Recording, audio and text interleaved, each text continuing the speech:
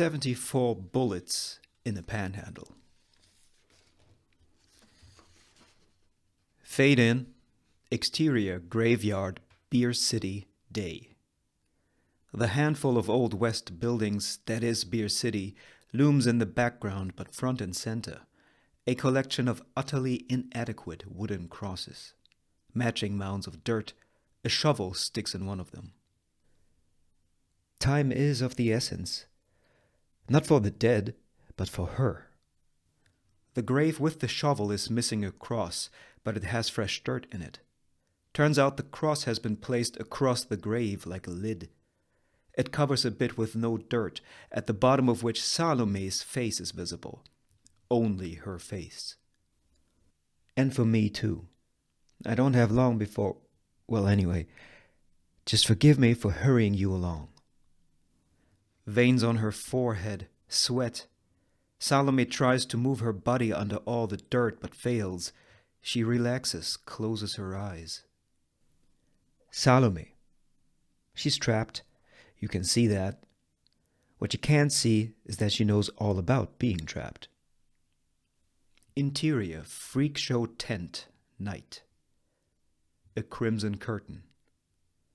Ladies and gentlemen, the accursed creature, half man, half insect, I present to you. The curtain opens to a brittle wooden stage with circus tent walls in the back and to the sides. The Crab Child. Hoker presents himself to gasps of the audience, his face a drawer of spare parts that will never assemble to something useful. And Hoker hasn't hit puberty yet. His hunched torso sits on table-wide hips covered by a kilt, from which 4 legs stick out. Hush! It has a fickle mood. Startle it, and it may hide, or attack. You've been warned. Hoker frowns appropriately. His quartet of boots make his torso sway left and right. Look at his devious dance of ill intention. An unseen child cries, someone snarls in disappointment. There would always be some who saw right through the charade, but, you know, people prefer to see what they believe. When you pay for a monster, you're inclined to ignore that 2 of its ankles clearly are wrists. True, on closer inspection, those are a girl's forearms that stick in the hind pair of boots, away from the audience. The kilt conceals that Hoker's table-ish hips are really the body of a young Salomé. Hands and feet in those 4 boots, head upside down, she holds an acrobatic bridge. Hoker straddles her like a horse, legs hidden and dangling. There she is again, Salomé. She would carry his weight in this position night after night. Young Salomé's face quakes with exertion while Hoker waves his arms nonsensically. But also, she was pretty. And that meant she'd do 2 shows a night. Interior, music show tent, night. Different tent, same style. The stage just as brittle, made of elevated planks. Young Salomé does ballet moves on them in a tacky costume. Hoker hides behind the curtains and watches her. Wannabe Swan Lake music is played on a piano. The boy would watch her and get jealous. Not because the boss paid her more for the back-to-back in the other tent, no. Hoker diverts his gaze to the captivated audience. Because of the way they'd look at her. Children and women smile in admiration. Not them. The men smile differently. Them. As Salomé dances and various men leer at her. He was too young to recognize those looks for what they were, but he knew this. All he ever got was looks of disgust. It wasn't fair, was it? Hoker fidgets with a loose nail that sticks out from the end of one of the stage planks. Yanks it, pulls it looser. Every night he would sit down by the stage and let it eat at him, the admiration of the other crowd. He didn't know better. Trust me. Hoker meant no harm. Not like that. Exterior, field, somewhere, day. Carnies bustle to erect a group of show tents. Hoker puts together the music tent's stage. A little humiliation would have done just fine. Something that would make the men stop grinning. Maybe make them laugh at Salomé. Hoker moves a loose stage plank back and forth. He can tilt it by hand, and when he stops to put a nail in it, there it is. The first of 3 nails in this story. All of them of rather odd significance, I'll admit. In the case of this one, the first of the 3 nails, its absence will matter more than its existence. Hoker clenches a fist around the nail, puts it in his pocket. But I digress, and there really isn't time. Interior music show tent night. Wannabe Swan Lake and young Salomé near the climax of the dance. The loose plank moves with the ballet jumps, but not enough. She was supposed to trip, just a bit. So Hoker tilts it a bit from the hidden side of the stage, just as young Salomé lands a 1-footed jump on her toes. Hoker's horrified face mirrors a dry cracking of broken bone. A shocked gasp rises from the audience, covered eyes, frozen spectators.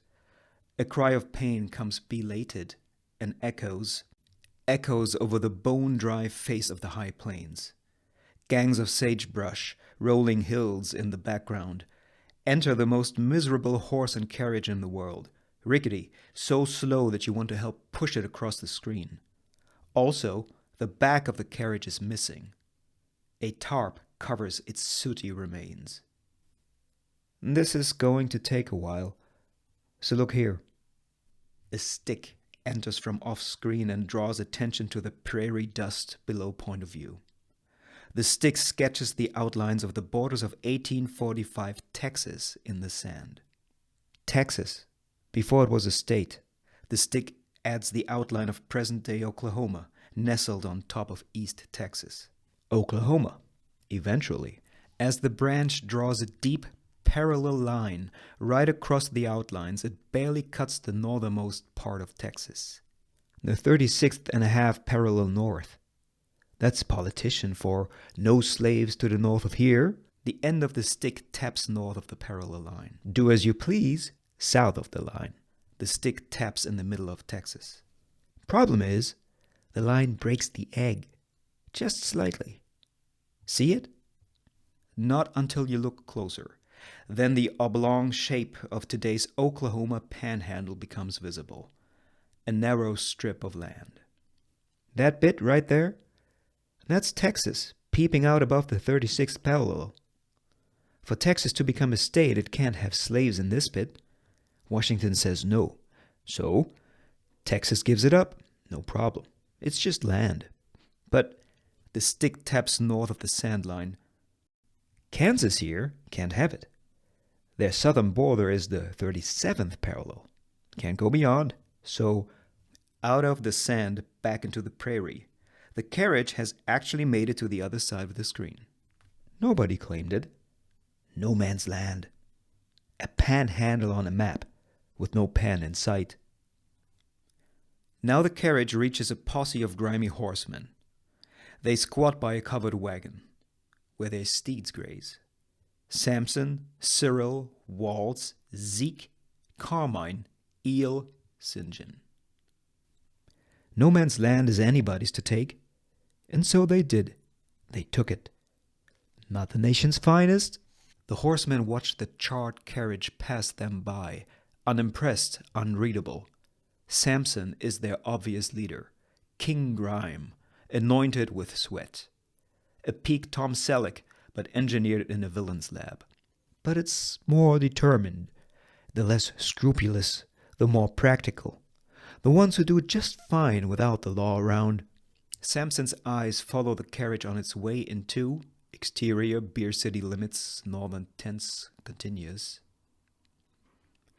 Left and right of the carriage, sagebrush yields to white tents, dozens of them. A soft city wall to Beer City. And this is their capital, founded not on 7 hills, but on many more than 7 barrels, Beer City. You come here, you're running from the law, or from the Lord, often both. As the carriage squeaks by, the blade of a knife pierces the tarp of a tent from the inside, then slices it open. Beer City doesn't care. There's no law here. The owner of the knife and the man he swung it at tumble through the slit, fight for the weapon in the dust. But no prohibition either, and word spread quickly in the dry state of Kansas. The carriage leaves the wrestling man and the field of tents behind for Main Street, where drunks sleep in troughs and rest on the patio beams of the saloon. They came with tents first, then Lady Hatchet took control. Interior, Hatchet's office brothel continues. There she stands by the window and watches the carriage stop in the middle of the street. Hatchet. And that's her, Nellie Henderson. But in Beer City no one's ever called her that. Here she is Hatchet. Hatchet is poise incarnate. Some people carry their years with dignity, but Hatchet has no time for this. Her years scramble to catch up with her pace. There's an iron fist in her face at all times, ready to knock out nonsense at the first syllable. She runs the brothel and the saloon across the street, runs the brewery too. And she'll split you open like that if you don't respect what she's built here in the middle of nowhere. That's why she goes by Hatchet, is what the townsfolk think. But they're wrong about that. Interior, bar in Delano, Wichita. Day. Whack goes an actual hatchet into the top of a wooden bar. A woman in a plain dress dislodges it, swings again, is revealed to be just one of many hatchet-wielding women who tear down this bar in Super Delano, Wichita, 1867. The women scream and whack their hatchets into tables, the bar, barrels, and bottles behind it. Men flee the scene to jeers, passing a defiant Lady Hatchet in the doorway. She silently commands the commotion. Oh, she'll do it, split you open with just a look. But Hatchet used to be on a mission with the Women Christian Temperance Movement. Ran the local branch in Wichita, matter of fact. Planted in a stream of fleeing men. Run! Run from the demon in your veins! Save what's left of you! Used to rally the troops and chop up bars in broad daylight. Send a message. Spread the gospel of liquor the enemy, until the state of Kansas banned all alcohol. Interior State Government Office, day, night. A handwritten law on a stately-looking desk. Only its headline is legible and reads, Manufacture and Sale of Intoxicating Liquors. A stamp seal is slammed down on it. Interior Hatchet's office brothel, day. Hatchet is joined at the window by Ruby, who's quite the trope of a local ginger prostitute. For now. But Hatchet knew that drunk men always find a way, and a place, so she found the place south of the border where outlaws were rumored to gather. It was nothing but tense when Hatchet got there. Hatchet and Ruby watched the singed door of the carriage open.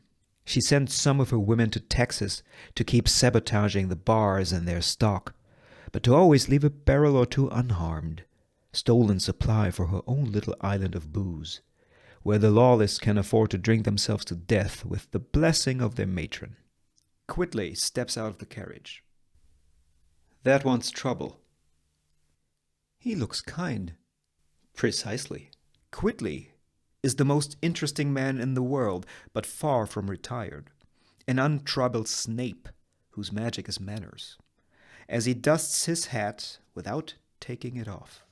The quickest gunman of the plains and beyond, James Skitley, but he goes by Quitley, a man of faith who doesn't like to kill, but hotheads keep challenging him to shootouts.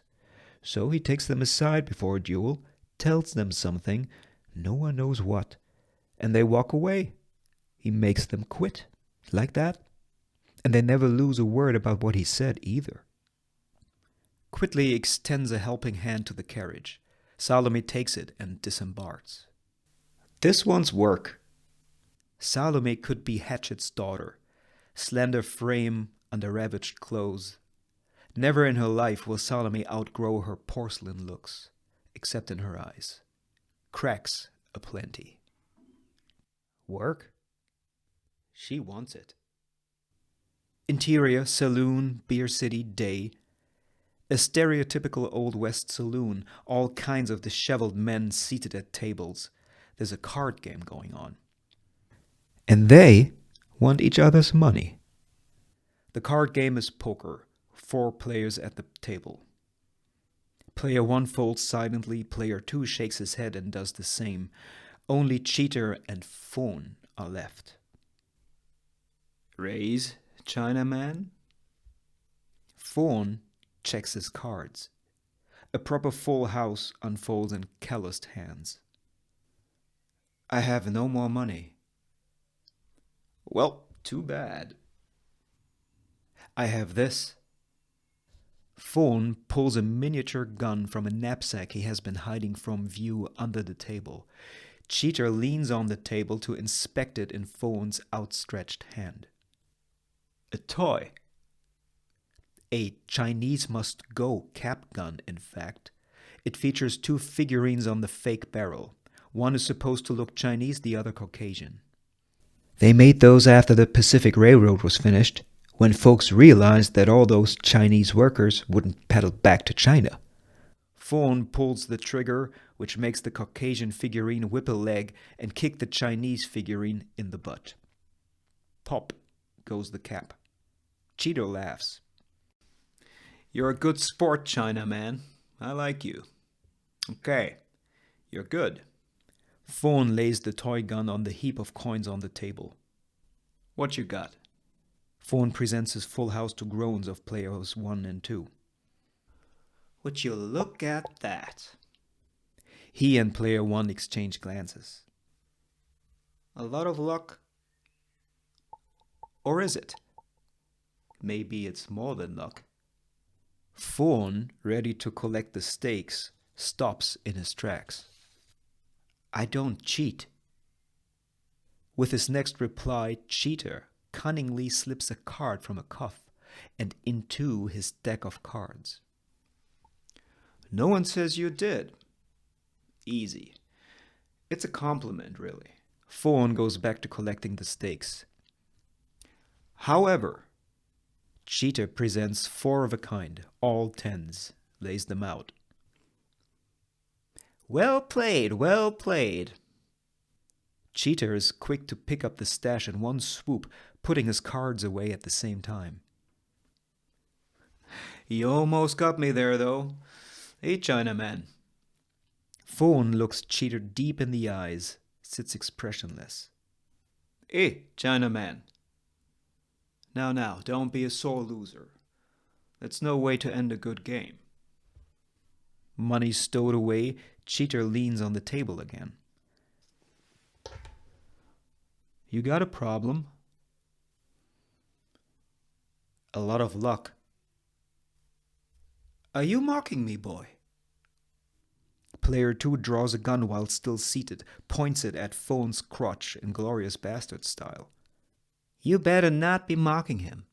You see, Chinaman, you're sitting with honest men. When it comes to cards, that is. I won, fair and square. If you want to dispute that, you tell me to my face. And you tell me now. Phone studies the faces of the men. No? Fine then. Get lost. As Phone gets up and leaves for the exit. He points at Phone's knapsack. There's a price to pay for accusing a man of cheating. You can't have this. Player 1 draws his gun so that now 2 barrels support Cheater's claim. Drop it. When Phone gives in and throws the knapsack onto the stash, it lands with a quite unknapsacky clang.